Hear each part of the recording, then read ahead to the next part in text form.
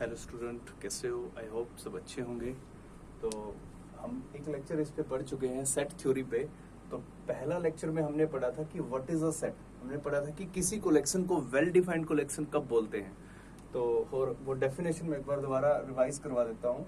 Set हमारा क्या है? अ well defined collection of object is called a set. एक वेल डिफाइंड कलेक्शन को ही हम क्या बोलते हैं? सेट बोलते हैं। कुछ एग्जाम्पल्स हमने पढ़ा था। हमने डिफरेंस भी पढ़े थे कि वेल डिफाइंड और नॉट वेल डिफाइंड कलेक्शन में क्या डिफरेंसेस हैं, हमने ये भी उसमें पढ़ा था। तो मैं एक दो और छोटा सा एग्जांपल दे देता हूँ बेटा। वो डेफिनेशन को समझना बहुत इंपॉर्टेंट है, उसके आगे ही हम इसके टर्म्स को समझ पाएंगे। अब मैं एक कलेक्शन लिख रहा हूँ, the collection of even prime numbers, sorry even prime numbers in the collection of even numbers 2, 4, 6, 8, 10 and so on. तो yes, it is a well defined collection. कोई डाउट थोड़ी है इस कलेक्शन को लेके। मैं कहूँ 5, क्या 5 इस कलेक्शन में है? तो आप कहोगे नहीं है sir, because 5 not an even number. मैं कहूँ 10, आप कहोगे डेफिनेटली सर 10 इस कलेक्शन में है। तो इस कलेक्शन को लेके हमें कोई डाउट नहीं है, तो that means it is a well defined collection. और अगर ये वेल डिफाइंड कलेक्शन है तो डेट मीन्स ये क्या है? आपके पास एक सेट है। कोई और आप कलेक्शन ले लो। सेट ऑफ, कल प्राइम नंबर हमने पढ़ा था।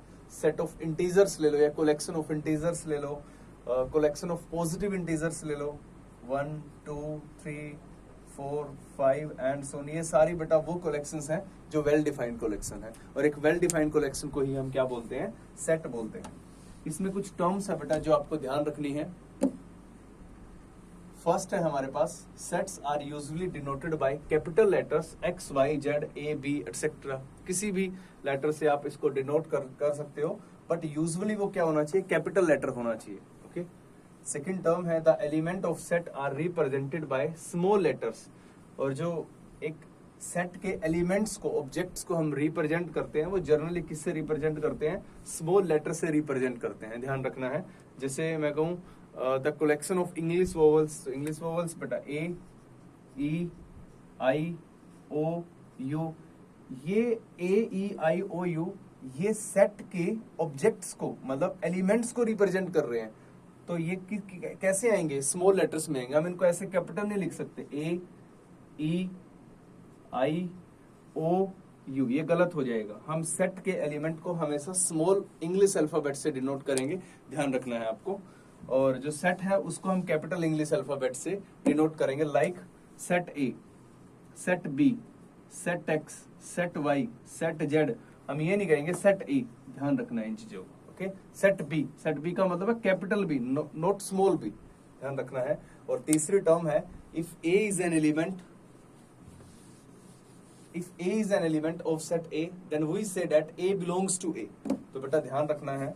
अब अगर A, स्मॉल a किसी सेट A का एलिमेंट है, तो आप क्या कहोगे? A belongs to A।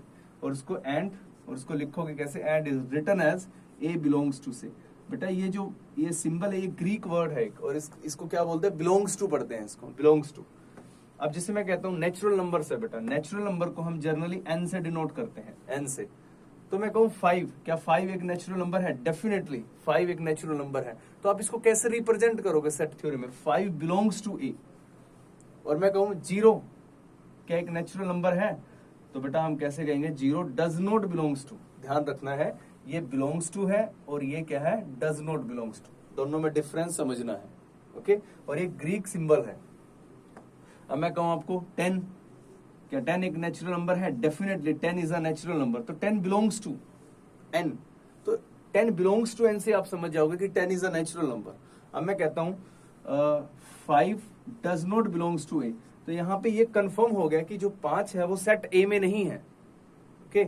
अब मैं कहता हूं 9 बिलोंग्स टू A। इसका मतलब कंफर्म है, हमें नहीं पता कि सेट क्या है, A सेट क्या है, बट ये कंफर्म हो गया कि 9 इस सेट में है लेकिन 5 इस सेट में नहीं है। तो ध्यान रखना है, जब भी हम कहेंगे कि A किसी सेट A में है, इसका मतलब है A बिलोंग्स टू A। और अगर कोई एलिमेंट किसी सेट में नहीं है तो डज नॉट बिलोंग्स टू। इन दो बातों का ध्यान रखना है। ओके बच्चे, तो मैं फटाफट एक बार फिर से रिपीट कर देता हूं। सेट क्या होता है? अ well defined collection of object is called set. Well defined से मतलब क्या है? वेल डिफाइंड से मतलब है एक ऐसी कलेक्शन जिस कलेक्शन को लेके कोई डाउट ना हो, उस कलेक्शन को वेल डिफाइंड कलेक्शन बोलते हैं। यूजुअली कैपिटल लेटर से सेट को डिनोट करते हैं, उसके एलिमेंट्स को स्मॉल लेटर से डिनोट करते हैं। और if A is an element of set ए, अगर कोई एलिमेंट किसी सेट का है, अगर कोई नंबर किसी सेट का एलिमेंट है तो उसको हम कैसे लिखेंगे? Belongs to. और अगर नहीं है तो डज नॉट बिलोंग्स टू। तो ध्यान रखना है दोनों बातों का। और अब नेक्स्ट है हमारे पास रिप्रेजेंटेशन ऑफ सेट्स।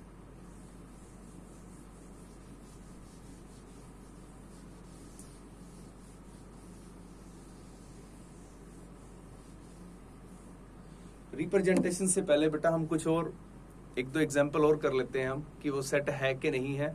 तो अगर मैं कहूं कि ग्रुप ऑफ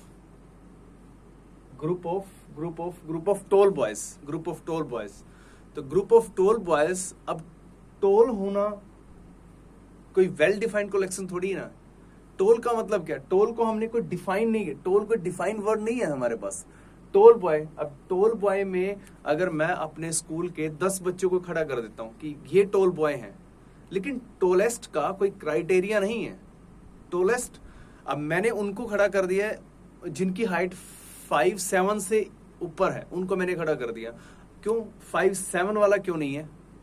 मतलब हमने टॉलेस्ट का कोई क्राइटेरिया सेट नहीं किया। अब अगर मैं नाम लूं, किसी भी बच्चे को अगर मैं नाम लेके कहता हूं कि बताओ ये उस कलेक्शन में है कि नहीं है, तो एक डाउट क्रिएट हो जाएगा। और अगर डाउट क्रिएट होता है, हम बहुत सारे एग्जांपल कर चुके हैं, अगर डाउट क्रिएट होता है तो दैट मीन्स वो कलेक्शन आपकी वेल डिफाइंड कलेक्शन नहीं है। तो अब हमने सेट को बहुत अच्छे से समझ चुके हैं हम लोग। ओके, तो अब नेक्स्ट है हमारा इसी में representation of set. Representation of sets, representation of sets कि हम सेट्स को रिप्रेजेंट कैसे करते हैं। सेट को रिप्रेजेंट करने के बच्चे दो तरीके हैं। पहला है, फर्स्ट है हमारे पास रोस्टर और tabular form. Roster form, roster form, roster form. और सेकंड है हमारे पास set builder form. Set builder form, roster form और सेट बिल्डर फॉर्म। अब बहुत इंपॉर्टेंट है बेटा, दोनों ध्यान से समझना। इसको हम टेबुलर फॉर्म भी बोलते हैं, इसको प्रॉपर्टी मेथड भी लिख देते हैं। तो अलग अलग नाम है, वो आपकी बुक में लिखा हुआ, वहां से देख लेना। तो रिप्रेजेंटेशन ऑफ सेट, सेट को रिप्रेजेंट करने के दो तरीके हैं। पहला है रोस्टर फॉर्म और दूसरा है सेट बिल्डर फॉर्म। तो पहले बच्चे हम रोस्टर फॉर्म को समझते हैं। रोस्टर फॉर्म बहुत आसान है। आपको जिस भी कलेक्शन के बारे में बात कही जाएगी, आप उसकी लिस्ट बना लो, नंबर्स की लिस्ट बना लो। जैसे मैं आपको कहता हूं कि आप लेस देन 10 नेचुरल नंबर लिखो, तो लेस देन 10 नेचुरल नंबर 1 2 3 4 5 6 7 8 9, ये लेस देन 10 नेचुरल नंबर हो गया। बेटा कोमा से इनको सेपरेट करना है और ब्रैकेट में, करली ब्रैकेट में इसको इनक्लोज कर देना है। तो इस फॉर्म को हम क्या बोलते हैं? रोस्टर फॉर्म बोलते हैं। दोबारा बताता हूं, बहुत आसान है। रोस्टर फॉर्म क्या है? लिस्ट ऑफ नंबर लिख दो, जो भी आपके पास एलिमेंट की लिस्ट है वो लिख दो, कोमा से उनको सेपरेट कर दो और ब्रैकेट में उसको इनक्लोज कर दो। ये कौन सी फॉर्म होगी? रोस्टर फॉर्म होगी। और ये हमारा एक सेट हो गया, लाइक ए। सेट को हमेशा कैपिटल इंग्लिश अल्फाबेट से डिनोट करते हैं। इसी का मैं आपको एक एग्जांपल और देता हूं। मैं कहता हूं इंग्लिश वोवल्स लिखो, आप इंग्लिश वोवल्स की लिस्ट बनाओ। तो क्या है बच्चा? ए, ई, आई, ओ, यू। पहले लिस्ट बना दो, कोमा से सेपरेट कर दो और उसको ब्रैकेट में इनक्लोज कर दो। ये मान लो बी सेट हो गया। ये आपकी कौन सी फॉर्म होती है? रोस्टर फॉर्म होती है। सेट को रिप्रेजेंट करने का एक तरीका होता है। मैं कहता हूं नेचुरल नंबर की लिस्ट बनाओ, तो नेचुरल नंबर्स क्या होते हैं? 1 2 3 4 5 6 7 एंड सो ऑन। कोमा से बेटा सेपरेट कर दो और ब्रैकेट में इनक्लोज कर दो। और नेचुरल नंबर को किससे डिनोट करते हैं? कैपिटल एन से डिनोट करते हैं। ये रोस्टर, ये किसी सेट को रोस्टर फॉर्म में रिप्रेजेंट करने का एक मेथड है। अंडरस्टैंड? सेकंड है हमारे पास सेट बिल्डर फॉर्म। अब हम सेट बिल्डर फॉर्म को समझते हैं। सेट बिल्डर फॉर्म में क्या होता है बेटा? सेट बिल्डर फॉर्म में हमें जो भी एलिमेंट हमारे सेट में है, हमें उसको प्रॉपर्टी में एक्सप्रेस करना है, एक रूल में लिखना है। उस रूल में अगर आप लिख पा रहे हो तो वही आपकी क्या होती है? सेट बिल्डर फॉर्म होती है। जैसे पहले वाले को ही हम पिक करते हैं। पहला क्या था? हमारे, अगर हम उस लिस्ट की बात करें तो वो लिस्ट क्या थी, बस लिखने का तरीका आपको समझना है। वो रूल क्या था, आपको ये देखना पड़ेगा कि जिस सेट को आप, जिस वेल डिफाइंड कलेक्शन को आप सेट बिल्डर फॉर्म में लिख रहे हो वो किस रूल में है, वो रूल को समझना इंपॉर्टेंट। अगर आपको रूल समझ में आ गया तो आप सेट बिल्डर फॉर्म में बड़ा इजी लिख सकते हो। जैसे अगर हम इस कलेक्शन की बात करें, इसमें क्या रूल है, इसमें रूल है कि ये नेचुरल नंबर है और 10 से कम है, तो हम कैसे लिखेंगे, the set of all x such that x is a natural number, x is a natural number less than 10। x एक नेचुरल नंबर है जो 10 से छोटा है। रूल समझ में आ गया तो बेटा उठा के क्या करना है, प्रॉपर्टी में ही तो लिखना है। अब इसी को आप ऐसे भी लिख सकते हो, the set of all x, बेटा ये पढ़ना आना चाहिए, ये बहुत इंपॉर्टेंट है। तो the set of all x, the set of all x such that x is a natural number and x is less than 10। आपको प्रॉपर्टी समझ में आनी चाहिए, आपको रूल समझ में आना चाहिए, तो लिखना तो बहुत इजी है। उसके बाद हम इस सेट को ले लेते हैं, थर्ड को, n इज इक्वल टू, तो ये हमें प्रॉपर्टी समझ में आ गया बेटा, ये क्या है, they all are natural numbers. तो the set of all x such that x is a natural number, x is a natural number, x is a natural number. तो समझ में आ गया ना।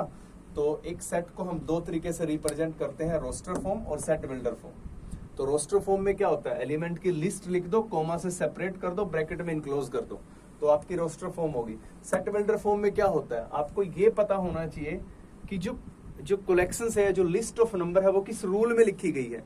बेटा वो रूल ही आपको लिखना है, और ये ध्यान रखना है, उस रूल, जब आप वो रूल लिख रहे होंगे, उस रूल में लिखते टाइम कोई भी सेट का एलिमेंट बाहर नहीं जाना चाहिए और कोई एक्स्ट्रा एलिमेंट सेट के अंदर नहीं आना चाहिए। तो हम सेट को दो तरीके से रिप्रेजेंट करते हैं, रोस्टर फॉर्म और सेट बिल्डर फॉर्म। दोनों हमने समझ ली हैं। तो अब हमारी सेट की डेफिनेशन हो गई है, कुछ टर्म्स है सेट से रिलेटेड वो हमने पढ़ लिया है, और सेट की रिप्रेजेंटेशन हम पढ़ चुके हैं। Okay, thank you.